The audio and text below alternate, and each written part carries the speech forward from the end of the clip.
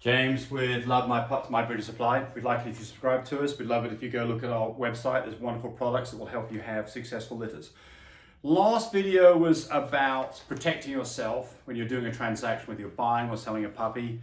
Lady Gaga's dog walker who got shot the other day is kind of up in the news, and that's kind of prompted me to kind of talk about this. All right, so now I want to talk about the second part to all of this, which is scams. So there's scams that can be can't even say the word. Scams that you get involved in where somebody's scamming you buying a puppy, or scams where you are selling somebody a puppy.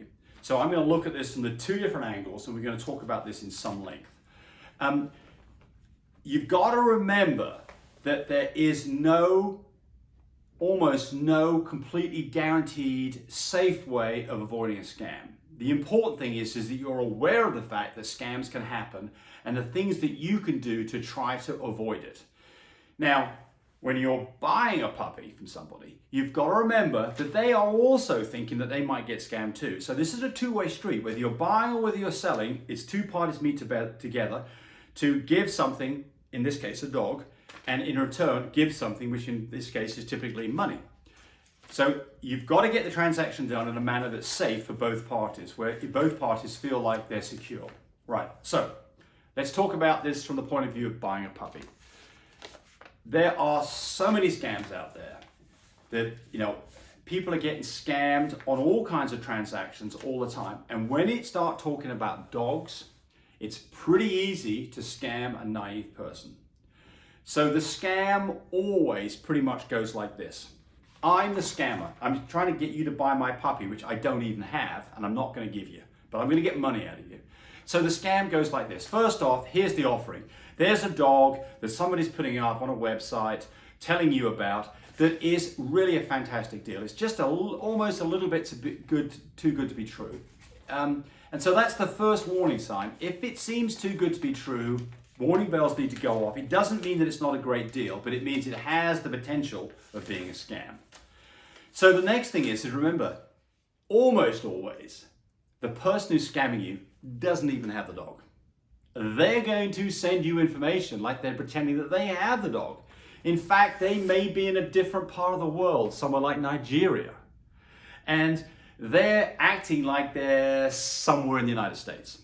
So you've got to get through this to find out what's going on. So the first thing is this, and this is probably the best thing that you can do when you're buying a puppy from somebody, is FaceTime. It used to be that I'd accept something like a photograph. Send me a photograph with a dog you want to sell me with a piece of paper up there with my name on it. So somebody sent me one of those. On close examination, when I zoomed in, I found out they'd photoshopped this thing in. It was a scam. So they never had the dog, the piece of paper. They didn't even have the piece of paper up there. In fact, it wasn't even them in the picture. And in fact, I see lots of times where I see my dogs being sold by people where they pretend that they own my dogs and that my wife is in fact their wife. So they're scamming people. When I see those, I always call the people up. They always hang up on me. Nothing ever happens. The law is not interested in any of this. So you're the one who's got to protect yourself. So FaceTime. Look, if you FaceTime me and I've got the dog in my hands and you're talking to me and then you say, hey James, can you show me the dog's bite? And I take the dog and I open its mouth up and show you the teeth. I've got the dog. That probably means that I'm probably not going to try to scam you by trying to sell a dog that I don't own.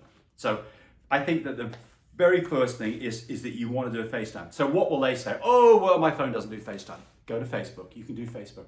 Oh, I can't do it right now. Fine, you call me back when we can do it, but we're not doing the transaction till you FaceTime me. Oh, I don't know how to do FaceTime. Fine, go find somebody who can do FaceTime. All of those excuses are freaking warning bell, ding, ding, ding, ding, ding, that's saying this person's fixing to rip you off. So don't fall into the trap. The trap is too good a deal. It's got to be done right now, otherwise somebody else is going to get the dog. Or maybe your dog died last week and your heart is broken and you want to fill that with another puppy, and so you are just going on not using your logic but using your emotions to buy a dog. If you can't FaceTime the person and they can't answer legitimate questions, you're probably about to get scammed. So the other things they're going to do is they're going to say, oh, don't worry about it. We'll put this in escrow. We'll take your money and we'll use an escrow company. And the escrow company will hold the money, we'll ship the dog to you, and then if you're not happy with the dog, then we'll just take the dog away and we'll give the escrow company will give you money back. Bullshit. I have never, ever, ever done an escrow deal, and I don't know of anybody who's done an escrow deal, and every one of those is probably a scam. I'm sure there possibly are escrow people who can do this, but I would never participate in the idea that I'm going to ship my dog somewhere that maybe it's going to come back because a person didn't like it. We're going to make that stuff sorted out before the dog ever leaves. My dogs, you're going to FaceTime, you're going to make sure you're happy with the dog, I'm going to answer all of your questions, we're going to have a full vet check done, and that's when after that the transaction happens. There's none of this escrow rubbish. If they say escrow and they try to make like you're safe, you are about to get scammed. All right, the next thing that you can do, you want to buy a dog from me, ask for the name of my vet. Then go get the phone number of the vet and Google and make sure that that vet exists and that the phone number that I gave is the phone number of the office. Call the office up. Hey, I'm thinking about buying a dog from James Chopping. Do you know him? Yeah, we know James Chopping. He's a great guy. We love his dogs. He's wonderful. Great. Or if they say, I know nothing about what you're talking about, then you need to get some more information. And remember, anytime that you start asking these pertinent questions of somebody who's about to scam you, they're probably going to hang up or not call you back. And that's the sign that you just avoided getting scammed.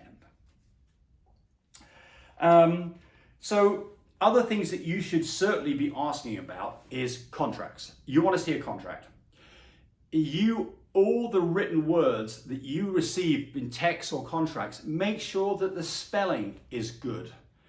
The sure sign of a scam is from somebody who won't talk to you, but they're sending everything by text and their English is not very good. Now, I don't want to infer that all people who don't write good English are necessarily scammers, because of course they're not. But typically people from foreign countries don't have a very good command of the language. They'll use words in the inappropriate way and spell them wrong. And that's another sign that something is up.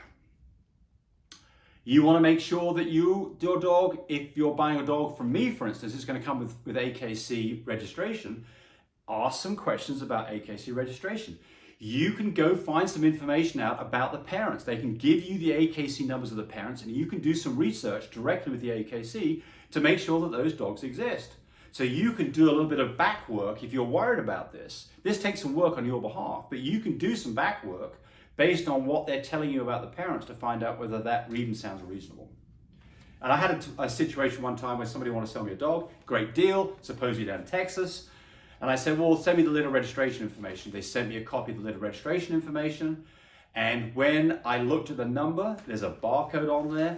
I scanned the barcode and the barcode was different than the number that was on the form. I was about to get scammed. And I know what I'm doing, and I almost got scammed. It was too good a deal.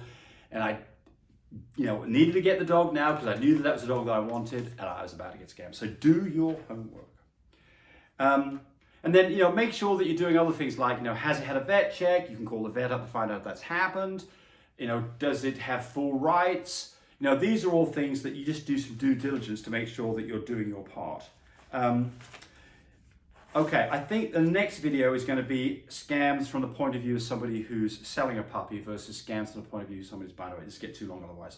But just to kind of reiterate, the sure sign of a scam is a dog that's too good to be true, that they won't FaceTime, that they've always got excuses where they can't do stuff, the way they then want to start talking about escrow, the way that they want to be paid, things like Western Union, these are things that are scary things. You can't undo these transactions. And I'm going to talk about this more in the next video because from a seller's point of view, you don't want to have a transaction undone. So, you've got to think about this from 2 points of view. Right, so there we go. Subscribe to us. Hope you enjoyed this. Next video is going to be on scams being perpetrated on the seller. Bye.